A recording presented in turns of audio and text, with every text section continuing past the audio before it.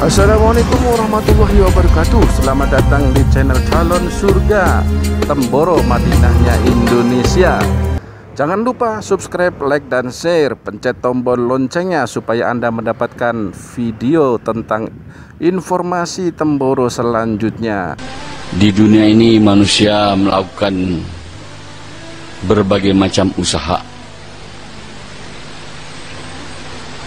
Ada usaha pertanian, ada usaha perdagangan, ada usaha pembangunan, ada usaha perindustrian, ada usaha politik, dan sebagainya.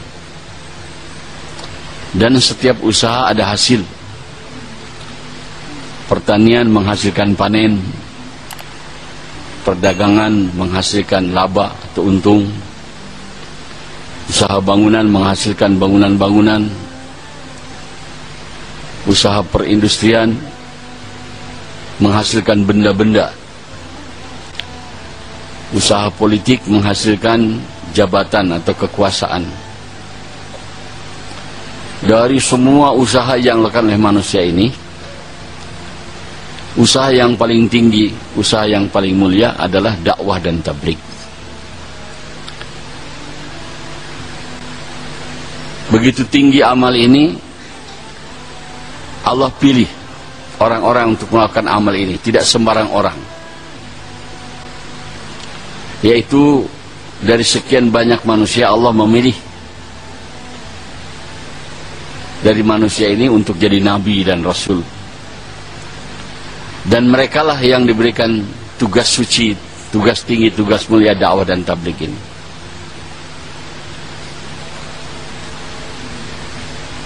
Setelah Rasulullah SAW wafat, tidak akan ada lagi nabi dan rasul sampai hari kiamat. Tugas dakwah yang tinggi, yang suci, yang mulia ini Allah berikan kepada kita selaku umat Nabi Muhammad SAW. Ini satu kemuliaan, satu kehormatan yang luar biasa daripada Allah kepada umat ini. Diberikan kerja tinggi, usaha yang tinggi, usaha yang mulia, yang mana dulu hanya diberikan kepada para nabi dan rasul saja. Hadirin yang mulia, sebagaimana disebutkan tadi, setiap usaha ada hasil.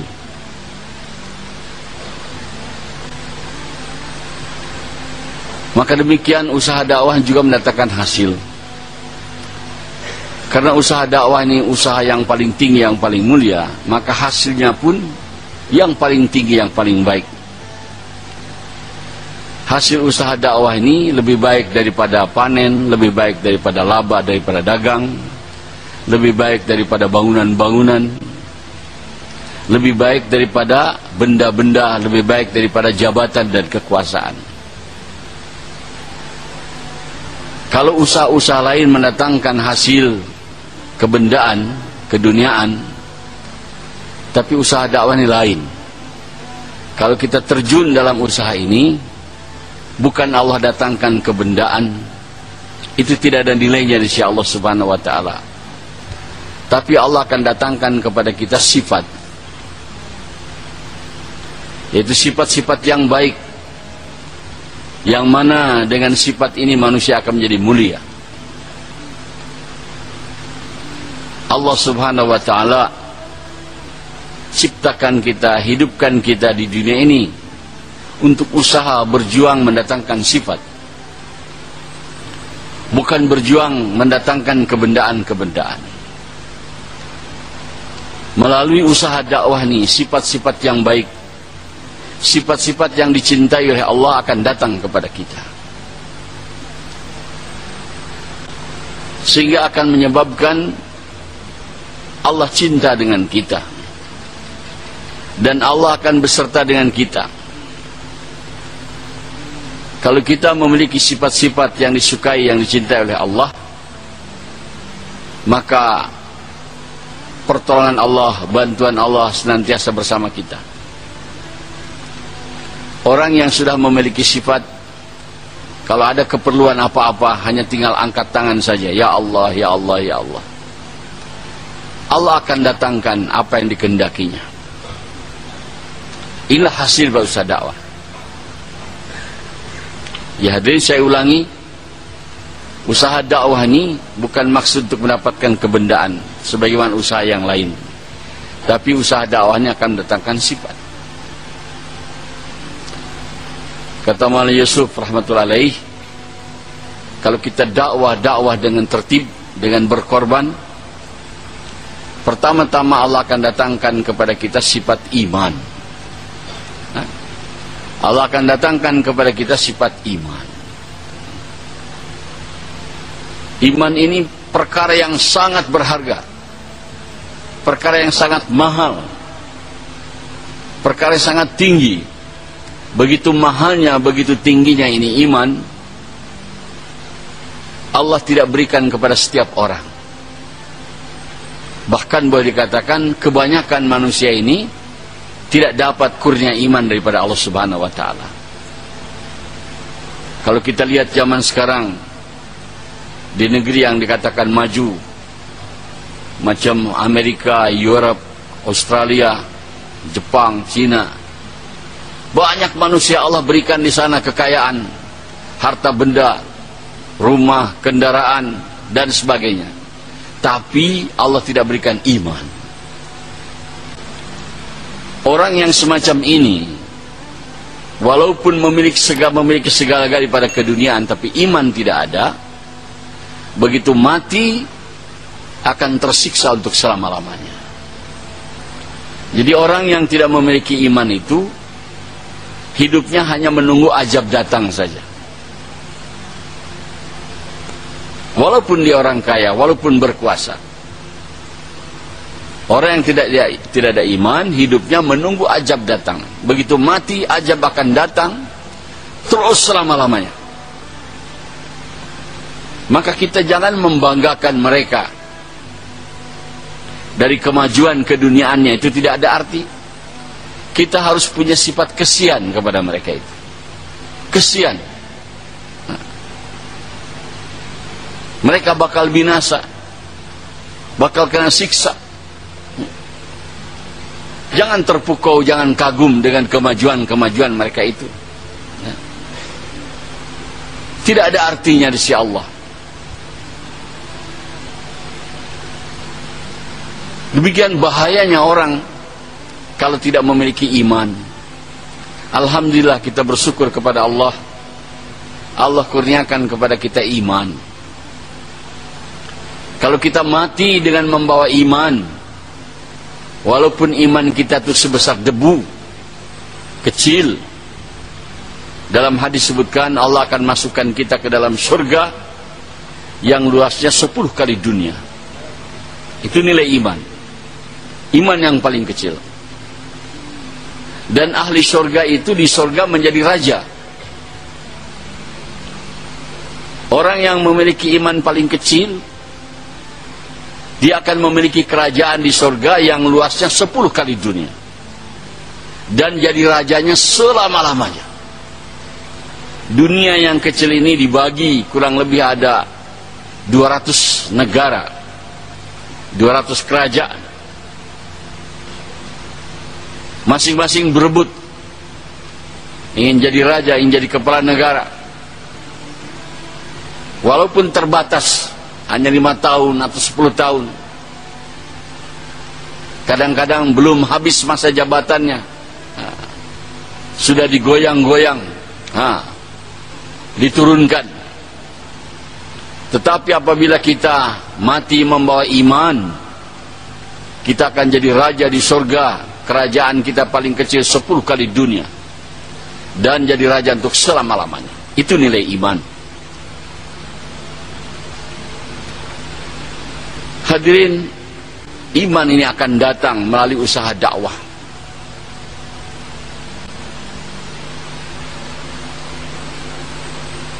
Dan apabila kita memiliki iman, Allah menjanjikan kepada kita bukan hanya surga di akhirat, kebahagiaan di dunia pun akan datang dengan iman. Mereka-mereka yang tidak memiliki iman, tidak ada kebahagiaan. Walaupun kebendaan bersama mereka, hidupnya akan dipenuhi dengan ketakutan, kekhawatiran, kegelisahan, tidak tentram. Hanya orang yang memiliki iman, hidupnya akan tenang dan tentram. Kalau kita memiliki iman, walaupun kita miskin di dunia ini, Allah berikan ketenangan, ketentraman, kebahagiaan yang hakiki. Hadirin, bukan dengan kebendaan, tapi dengan iman. Lebih kuat iman kita, lebih tenang hidup kita. Lebih kuat lagi, lebih tenang lagi.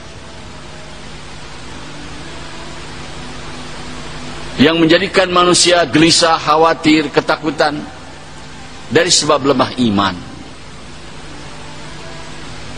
Sekarang orang yang memiliki kebendaan, kekuasaan, harta, uang, karena iman lemah, hidupnya penuh dengan kekhawatiran.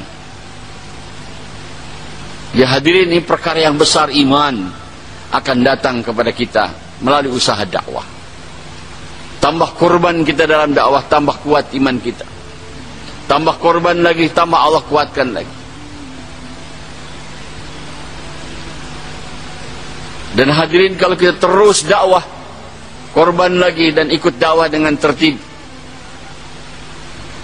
Allah akan kurniakan kepada kita sifat takwa. Dalam hadis disebutkan, al-imanu uriyan, libasuhu takwa. Iman itu telanjang, pakaiannya adalah takwa.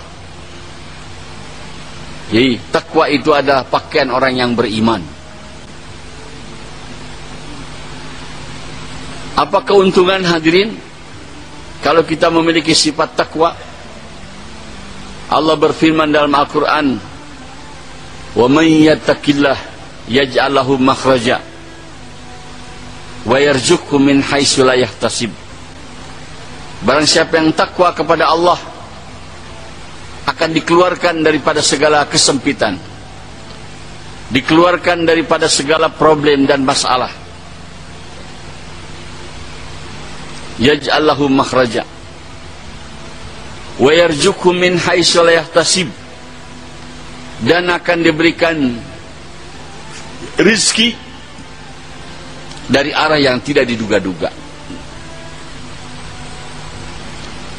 Hadirin, kalau kita dagang dapat laba, itu sudah diduga. Kalau kita bertani dapat panen, sudah diduga. Kalau kita bekerja dapat upah, dapat gaji, sudah diduga. Allah memberikan rizki kepada orang yang takwa bukan dari arah itu, dari arah yang tidak disangka-sangka. Bahkan ulama mengatakan, kalau kita ada sifat takwa, Allah akan datangkan rizki kepada kita tanpa usaha. Allah datangkan kepada kita tanpa susah payah, tanpa membuat usaha, Allah akan datangkan. Maka ulama mengatakan, kalau kita belum pernah menerima rizki dari arah yang tidak diduga-duga, diragukan sifat takwa yang ada pada kita ini. Hadirin, manusia di dunia ini sekarang sibuk-sibuk hanya dalam perkara mencari rizki. Dalam perkara mencari rizki. Padahal rizki itu sudah ditetapkan oleh Allah. Ulama mengatakan, rizki ini tidak ada hubungan dengan kerja kita. Hubungannya adalah dengan ketetapan Allah Subhanahu wa ta'ala. Kenapa kita susah dapat rizki? Karena yakin kita salah. Kalau yakin kita ini bahwa rizki akan datang dengan usaha kita, dengan kerja kita, maka rizki itu datang dengan susah payah. Harus kerja dulu, harus kerja keras dulu,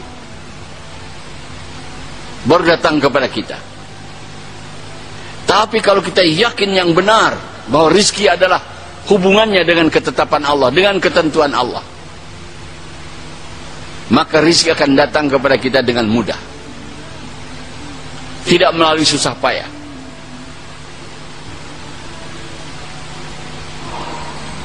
Hadirin yang mulia, orang-orang yang takwa ini memiliki keyakinan yang benar.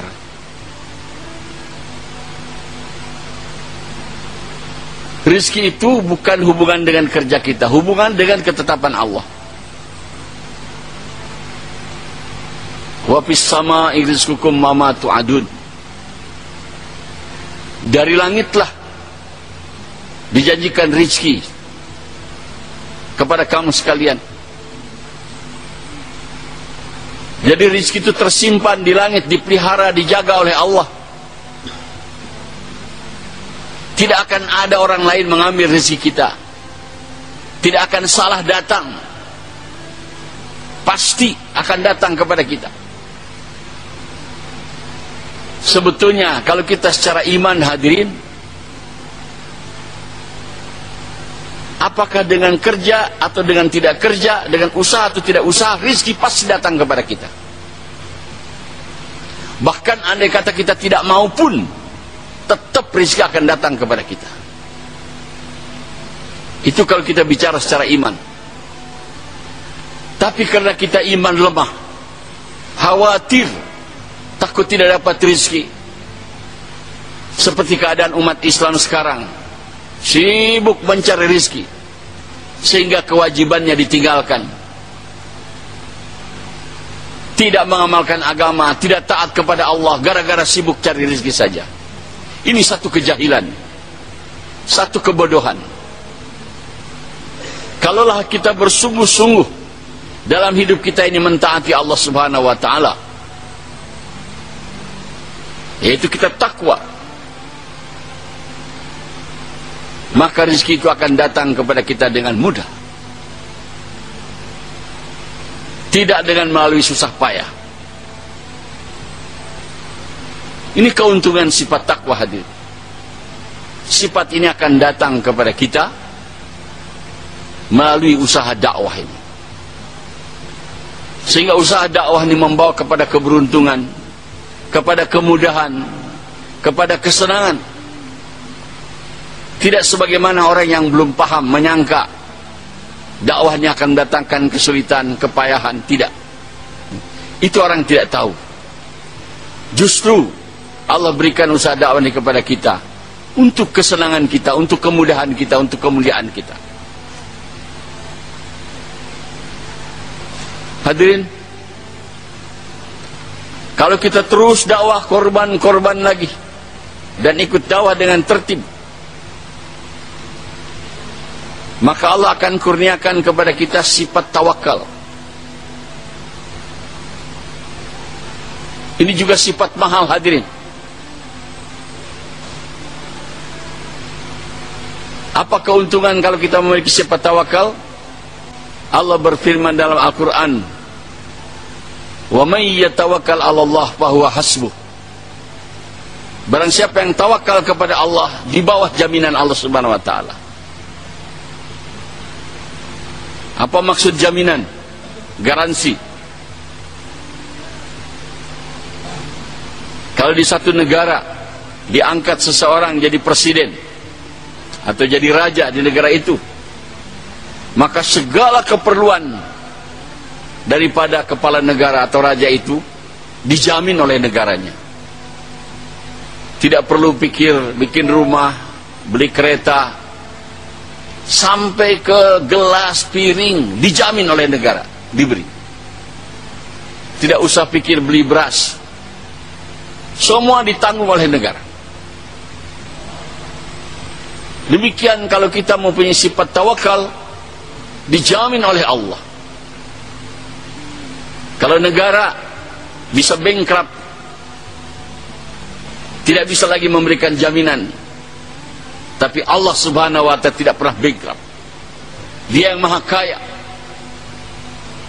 Kalau kita mempunyai sifat tawakal, di bawah garansi Allah Subhanahu wa ta'ala, segala keperluan kita akan dipenuhi oleh Allah dengan mudah.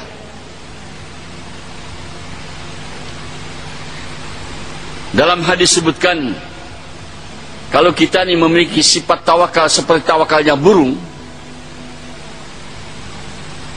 burung itu tawakal.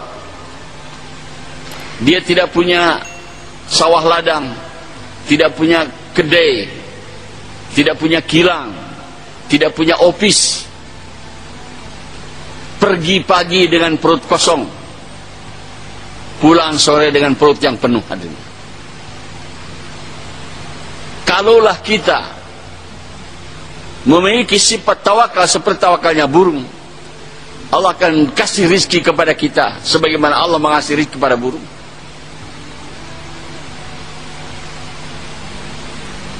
Hadirin,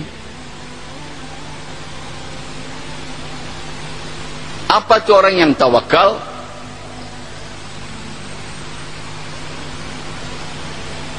Orang yang tawakal adalah yang dia sibuk menunaikan perintah-perintah Allah, urusan dia serahkan kepada Allah, keperluan dia serahkan kepada Allah. Orang yang tawakal itu sibuknya mencari perintah Allah, karena dia yakin kejayaan ada di dalam perintah Allah. Selalu dicari apa perintah Allah sekarang, apa perintah Allah sekarang, apa perintah Allah sekarang. Setelah ini apalagi perintah Allah. Jadi tawajuhnya itu kepada untuk menjalankan perintah Allah. Orang yang tawakal, urusan-urusan dia serahkan kepada Allah.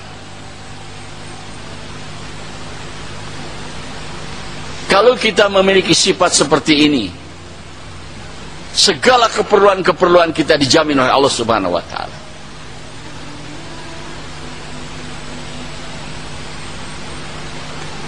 Ini sifat mahal, hadirin yang mulia. Sehingga banyak di antara kita sendiri bukan saja tidak memiliki sifat tawakal, bahkan tidak paham apa itu tawakal. Kita dengar ada hadis, dia bilang ikatkan dulu onta, baru tawakal kepada Allah. Kita dapat pelajaran. Jadi dengan pengertian tadi, tidak boleh tawakal tanpa membuat usaha. Buat usaha, baru tawakal kepada Allah. Kata Maulana Sa'ad, kalau kita menafsirkan hadis tadi seperti itu bukan tawakal kepada Allah, tawakal kepada usaha, tawakal kepada asbab, tawakal kepada ikatan. Kenapa Nabi bersabda demikian? Ikatkan dulu onta, baru tawakal kepada Allah. Maksud daripada hadis tadi, kata Maulana Sa'ad, diberikan peringatan orang yang membuat usaha, diberikan peringatan walaupun dibuat usaha adalah tawakal kepada Allah. Walaupun onta diikat, tapi kita jangan tawakal kepada ikatan, jangan tawakal kepada usaha, tawakal kepada Allah. Sebab Allah bisa, walaupun tu onta diikat, bisa dihilangkan, bisa lepas. Jangan kita tawakal kepada usaha kita, tawakal kepada Allah. Kenapa diberikan peringatan semacam itu? Karena kata Maulana Sa'ad, kita dengan membuat usaha tawakal kepada Allah lebih susah daripada tanpa usaha, tanpa asbab. Tawakal kepada Allah dengan kita memiliki usaha atau asbab itu lebih susah daripada tanpa usaha, tanpa asbab. Contoh misalnya, kalau kita punya uang di kantong, kita dalam perjalanan, nah, itu susah tawakal kepada Allah.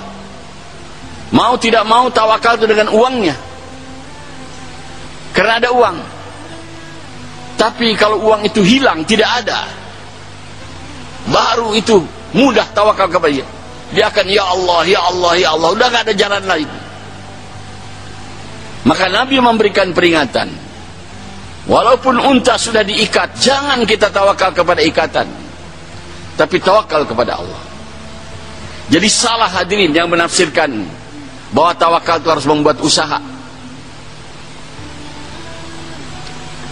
Bahkan kalau kita lihat sunnah Nabi hadirin, kita tawakal kepada Allah itu sebelum membuat usaha. Pagi hari waktu kita keluar daripada rumah, disunahkan membaca zikir atau doa, Bismillah tawakkaltu ala Allah wala haula wala quwata illa billah.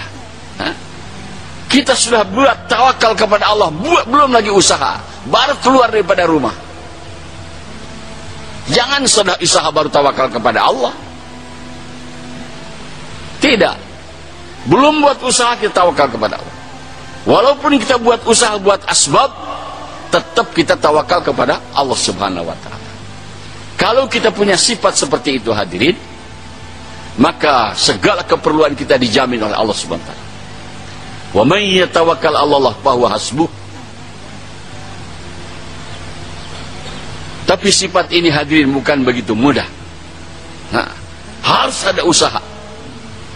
Usaha dakwah ini akan menghasilkan itu hadirin. Kalau kita dakwah dengan pengorbanan, dengan tertib, sifat tawakal akan datang kepada kita, sehingga kita sibuk-sibuk untuk menjalankan perintah-perintah Allah.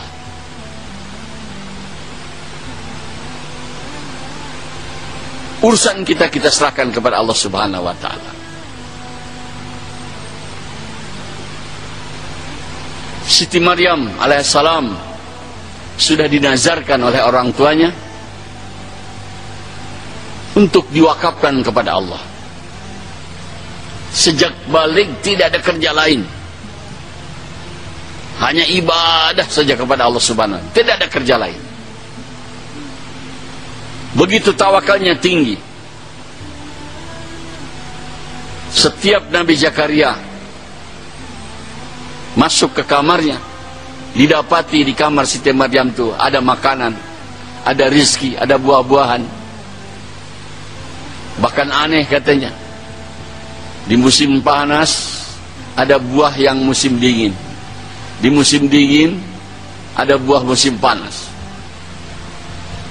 Bukan musim apple ada apple, bukan musim anggur ada anggur. Nabi Zakaria bertanya, Aina laki hada, dari mana ini Maryam? Jawab Siti Maryam, hiya min indillah, innallah yarzuqu man yasha bighairi hisab. Ini dari sisi Allah. Allah berkuasa memberikan rezeki kepada siapa yang dikehendakinya tanpa usaha. Karena Siti Maryam sibuk saja dan yakin kepada Allah, maka didatangkan rezeki kepadanya tanpa usaha. Hadirin, kata ulama, sehingga Nabi Zakaria terkesan dengan perkara ini. Jadi tidak tergantung kepada asbab. Dia ada hajat, ada keinginan yang belum terlaksana, tapi tidak berani berdoa kepada Allah karena tidak ada asbab, yaitu beliau ingin punya anak, tapi beliau tidak berani berdoa karena dia sudah tua dan istrinya mandul. Gak ada asbab, ini dia sudah tua dan mandul. Tetapi setelah melihat kejadian Siti Maryam ini, bahwa rizki datang tanpa asbab, maka dia semangat sekarang, mulai berdoa kepada Allah setelah kejadian ini, minta kepada Allah supaya dikurniakan anak dengan tawakal yang tinggi.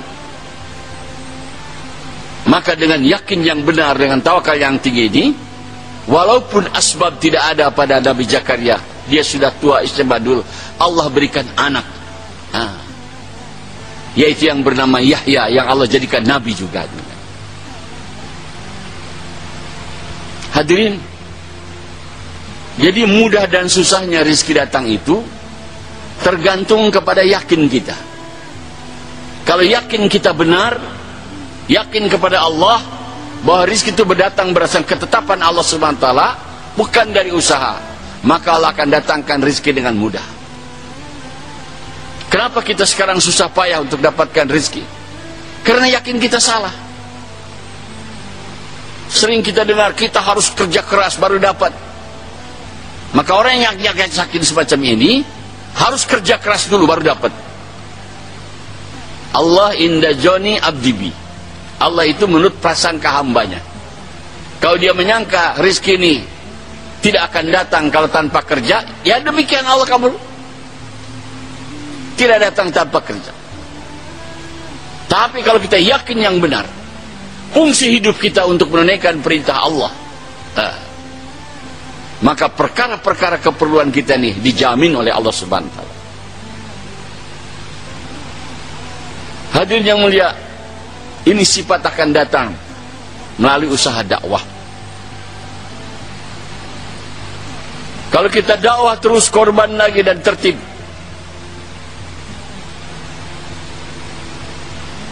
Allah akan kurniakan kepada kita sifat mahbub, sifat dicintai oleh Allah. Disebutkan dalam hadis, kalau Allah cinta kepada seseorang, Allah panggil malaikat Jibril, ya Jibril, aku cinta kepada si fulan, hendaklah kamu cinta kepada si fulan. Dan beri elan, pengumuman kepada malaikat, seluruh malaikat di langit, bahwa Allah cintakan si fulan, hendaklah seluruh malaikat cinta kepada si fulan. Dan seluruh malaikat memberi elan lagi kepada ahli bumi, bahwa Allah cinta kepada si fulan, hendaklah seluruh ahli bumi cinta kepada si fulan. Hadirin, kalau kita mempunyai sifat mahbub, dicintai oleh ahli langit dan dicintai oleh ahli bumi. Ini perkara mahbub ini, perkara dicintai ini sangat-sangat penting hadirin. Saya ambil contoh. Katakanlah kita kaya raya, rumah megah, uang banyak, segala macam ada pada kita, tapi tidak ada mahbub. Istri kita benci dengan kita, anak kita benci dengan kita, tetangga benci kepada kita, atasan benci, bawahan benci, seluruh benci sama kita. Walaupun kita kaya raya, neraka hadirin yang mulia. Tapi meskipun kita tidak punya apa-apa, tapi istri cinta dengan kita, anak cinta dengan kita, tetangga cinta dengan kita, Allah cinta dengan kita, surga hadirin yang mulia. Nah, sifat mahbubnya akan datang dengan melalui usaha dakwah. Dan kata ulama, mahbub ini ada maksudnya dicinta, ditaati. Sahabat-sahabat radhiyallahu anhum mempunyai sifat mahbub. Satu ketika serombongan sahabat sedang keluar jalan Allah, kemalaman di hutan. Mereka niat mau bermalam di hutan itu, tapi di hutan itu banyak binatang buas.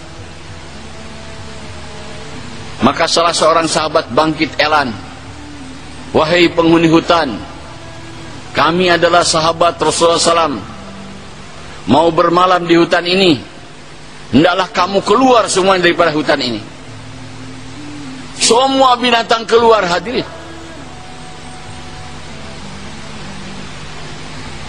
Harimaunya, singanya, gajahnya, ularnya, kalajengkingnya, sampai ke semut-semut, ke nyamuk-nyamuk keluar hadirin yang mulia. Taat.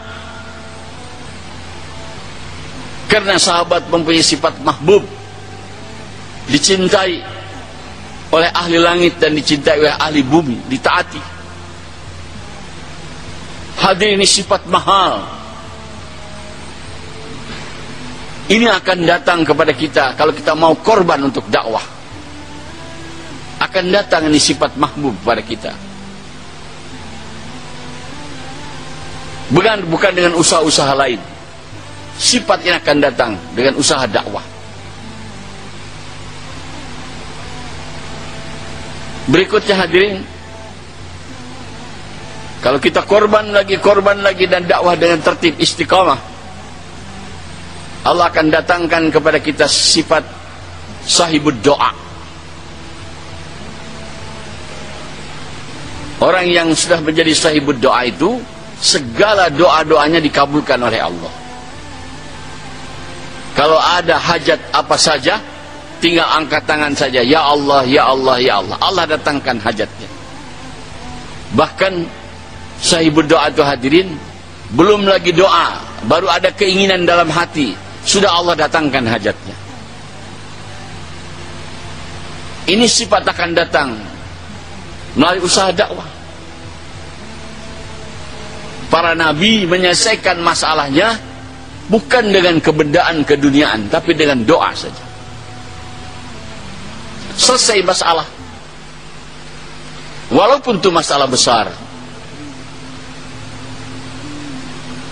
Nabi Ibrahim punya masalah, berhadapan dengan raja yang zalim, Namrud, laknatullah. Namrud ini raja, konon katanya raja dunia, memiliki kekuatan tentara, memiliki kekuatan senjata, mau membinasakan Nabi Ibrahim. Nabi Ibrahim seorang diri, tidak punya kerajaan, tidak ada padanya tentara, tidak ada padanya senjata, tapi Nabi Ibrahim punya doa. Dia sudah menjadi sahibud doa karena dakwah Allah berikan sifat sahibud doa. Walaupun punya masalah, berhadapan dengan musuh yang kuat, Allah selesaikan masalahnya. Dan Allah menyelesaikan masalah dengan kehendaknya. Bukan Allah berikan kepada Ibrahim tentara yang banyak, senjata yang kuat, tidak. Dan Allah bukan mengalahkan itu Namrud dengan senjata atau dengan tentara, tidak. Allah kirimkan nyamuk saja. Nyamuk menyerang tentara Namrud. Semua tentara Namrud binasa hanya dengan nyamuk saja. Dan untuk membinasakan Namrud, Allah kirim seekor nyamuk, satu ekor saja. Makhluk kecil. Konon katanya itu nyamuknya pincang lagi. Dengan kudratullah, dengan kuasa Allah masuk ke kepalanya, menggigit-gigit di kepala Namrud. Namrud merasakan satu sakit kepala yang luar biasa. Dia ada di istana bergelimang dengan kemewahan, tapi menderita. Dia menjerit, melengking, jungkir balik di istana, menderita kesakitan. Hanya dengan seekor nyamuk saja. Dan umur nyamuk ini kata para ahli hanya 2 atau 3 hari, setelah itu mati. Tapi nyamuk yang masuk ke kepala Namrud, dia berumur 250 tahun hadirin. Demikian hadirin, Allah tolong para nabi yang sudah memiliki sifat sahibud doa hanya dengan doa saja. Demikian juga Nabi Musa alaihissalam berhadapan dengan Fir'aun. Fir'aun memiliki segala kekuatan dunia. Nabi Musa tidak memiliki apa-apa, tapi dia sudah menjadi sahibud doa. Ditolong, dibantu oleh Allah Subhanahu wa ta'ala, dimenangkan oleh Allah. Hadirin, janji Allah tetap berlaku dulu, sekarang, sampai hari kiamat. Kalau kita hari ini memiliki sifat sahibud doa, pasti Allah akan bantu kita, tolong kita. Doa-doa kita dikabulkan. Menyelesaikan masalah hanya dengan doa saya, dengan angkat tangan saya. Ini akan datang kepada kita hadirin, kalau kita mau korban dan tertib dalam dakwah, istiqomah dalam dakwah. Menyelesaikan masalah hanya dengan doa saya, tidak susah payah.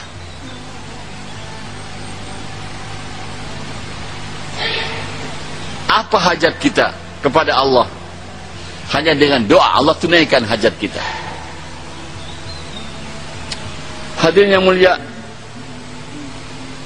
kalau kita dakwah terus, korban lagi dan tertib, Allah akan datangkan kepada kita sifat muqarrabin, orang yang dekat dengan Allah, orang yang sudah sampai kepada Allah. Inilah yang sukses yang paling besar. Dekat dengan Allah, sampai kepada Allah. Apa keuntungan kalau kita dekat dengan Allah, sampai kepada Allah? Allah berfirman dalam hadis qudsi, "Ija wajadtani wajadta kulli syai." Kalau engkau dapatkan aku, engkau sampai kepada aku, engkau mendapatkan segala-galanya. Wa in faqadtani faqadta kulli syai. Tapi kalau engkau kehilangan aku, kata Allah, engkau kehilangan segala-galanya. Wa ana khairu min kulli syai. Dan aku lebih baik daripada segala-galanya. Jadi usaha yang benarnya hadirin, bukan kita mendapatkan uang, bukan mendapatkan kekuasaan, bukan mendapatkan kebendaan. Usaha yang paling tinggi bagaimana kita mendapatkan Allah Subhanahu wa taala.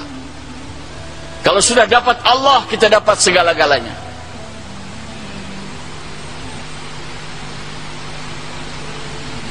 Haji Abdul Wahab tiap hari seperti teriak-teriak hadirin, mengajak kita supaya kita tawajuh kepada Allah, menuju kepada Allah. Hari ini umat berhamburan, berjuang menuju kepada selain Allah, untuk mendapatkan selain Allah. Itu akan menuju kepada kerugian dan kehancuran. Usaha yang akan mendapatkan kejayaan, kita menuju kepada Allah, dekat kepada Allah. Kalau kita sudah dekat dengan Allah, kita akan dapatkan segala-galanya. Hadirin, contoh dari kisah si Ayas dengan Sultan Mahmud. Satu ketika Sultan Mahmud naik kuda dan dia menyebar-nyebarkan uang, membagi-bagi uang. Maka orang berhamburan, berebutan untuk mendapatkan, memunguti uang yang disebarkan oleh Raja Sultan Mahmud. Tapi si Ayas, dia tidak ikut-ikutan mengambil itu uang. Dia berlari-lari di belakang kuda daripada Sultan Mahmud. Tidak ada niat untuk mengambil uang yang disebar-sebarkan. Maka Sultan Mahmud bertanya, "Ya Ayas, engkau tidak ikut seperti orang lain mengambil itu uang yang aku bagi-bagikan?" Jawab si Ayas apa? "Tuan Raja, hatiku tentram senang kalau dekat dengan Tuan Raja. Kalau hamba jauh daripada Tuan Raja, hati saya akan gelisah, tidak tentram, tidak merasa senang. Kalau saya ikut-ikutan mengutin itu uang, saya akan jauh daripada Tuan Raja. Ini musibah bagi saya. Tentram saya, tenang saya kalau dekat." Sudah begitu cinta si Ayas kepada Sultan Mahmud. Maka kalau ini cinta kita kepada Allah seperti itu, mahabbah kita kepada Allah seperti itu, kita sudah tidak ada keinginan lagi untuk mendapatkan keduniaan, kebendaan hadir. Keinginannya hanya dekat dengan Allah. Nikmatnya orang-orang yang sudah tauhidnya tinggi, imannya tinggi, yaitu dekat dengan Allah. Bahkan di surga pun hadirin nanti, yang paling nikmat itu bukan dapat bidadari, bukan makan, minum, makanan mewah, tidak. Kenikmatan yang paling tinggi di surga adalah melihat wajah Allah Subhanahu wa taala. Begitulah hadirin, kalau kita korban terus dalam dakwah, Allah akan sampaikan ke peringkat itu, sehingga kita ma'rifat hakikat dengan Allah Subhanahu wa taala, sehingga kita merasa tenang, tentram dengan dekat dengan Allah, dengan cinta kepada Allah. Ini orang yang paling beruntung hadirin yang mulia. Sifat ini tidak akan datang hanya kita dengan sibuk kerja, dagang, tidak. Tapi melalui amal yang mulia ini, sifat dakwah ini, sifat itu akan datang kepada kita. Jadi hadirin, kita jangan tertipu. Kalau orang lain mengatakan, dia bilang, buat apa dakwah? Dakwah tidak produktif katanya. Sebab orang sekarang mau kerja kalau menghasilkan benda-benda, dianggap itu produktif. Kalau bertani produktif, ada panen. Kalau kerja di kilang produktif, ada benda-benda. Tapi kalau kita dakwah nih, tidak ada mengasih honor, gaji, tidak ada. tidak dapat panen seperti kita tani, tidak. Tapi Allah akan datangkan sifat-sifat tadi, yang mana kalau sifat-sifat tadi ada pada kita, kita akan mahbub di sisi Allah. Segala keinginan dan hajat kita langsung dipenuhi oleh Allah Subhanahu wa ta'ala, tanpa melalui asbab-asbab. Ini kenikmatan hidup yang sangat tinggi, hadirin yang mulia. Jadinya usaha yang paling tinggi hasil daripada yaitu dakwah, dan hasil yang paling tinggi yaitu dengan hasil daripada dakwah ini. Akan datang iman, akan datang takwa, akan datang tawakal, akan datang mahbub, akan datang sifat sahibud doa, dan akan datang sifat muqarrabin kepada kita. Kenapa hadirin banyak di antara kita dakwah bertahun-tahun tapi tidak sampai kepada sifat itu? Ya. Karena banyak kita tidak tertib. Dakwah keluar tidak tertib, merosot lagi. Sudah sampai ke tingkat dia tidak tertib, melanggar, merosot lagi.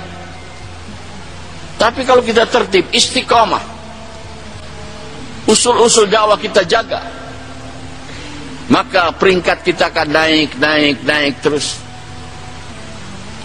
sampai Allah akan sampaikan kepada tingkat muqarrabin, cinta kepada Allah Subhanahu wa ta'ala, dekat dengan Allah Subhanahu wa ta'ala.